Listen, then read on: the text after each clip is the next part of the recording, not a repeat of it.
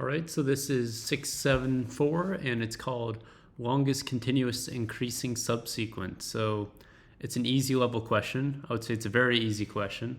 And here we're given a nums array along with an output that we need to return, which is an integer.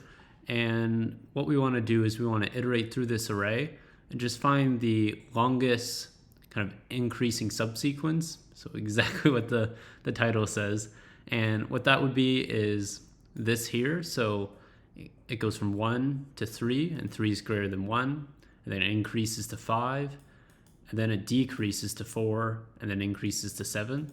So the longest number of times that it was increasing in a sequence for is 3. So 1, 2, then 3. And then here it decreases, so it kind of breaks that sequence. And then here it only increases 1, so that would be 1. And well, a sequence of 3 is longer than a sequence of 1. And so in this case, it's just going to be 1. So we know that 1's kind of the default output that we would output. So even if you have an array of size 1, we would want to output 1 in that case. And so, yes, why don't we go ahead and implement that. So what we would need for this question is a couple of integers. So we would want the max, which would set to 0. We would want the previous value. So we'll keep a pointer to the previous value that we visited. And let's see, a count. And that would be set to 0. So the count would be the current number of times this sequence is increasing.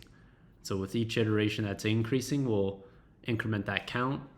And if the count is greater than our max, we'll set the max equal to our count.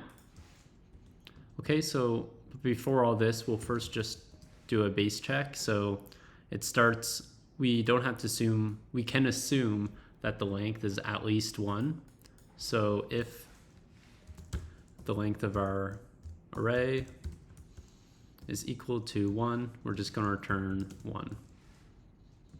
And so we want to do that just because we're using this previous value, and how I'm implementing the for loop, we might get an index out of bounds error. So this is just a quick check for that. And so afterwards, we'll actually set our previous equal to nums at 0. So with the first iteration, that means we'll set I equal to 1 and so forth. So well, I is less than the length of our array, and we're just going to iterate by 1, of course. And by the end of this, as you might assume, we're going to return our max, as we want the max increasing subsequence, or longest, I guess. And so, yeah, so let's go ahead and implement this. What do we need here? We want to say, okay, first, if our max is less than our count, well, of course, our new max will be equal to our count. And at the end of each iteration, we also want to set our previous equal to our current. So nums at I.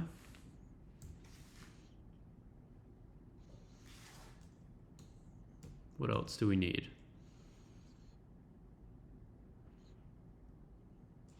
We're iterating by 1 our count. What do we have? We have our max, which we're setting here.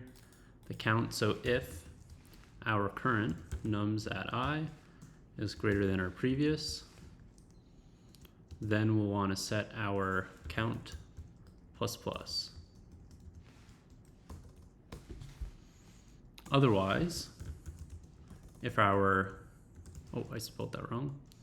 Otherwise, if our current number isn't greater than our previous, therefore it's no longer, so this would mean that it's increasing, or I'll say still increasing. And then this means otherwise it's no longer increasing. And so in that case, we would just want to say our count is now equal to 0.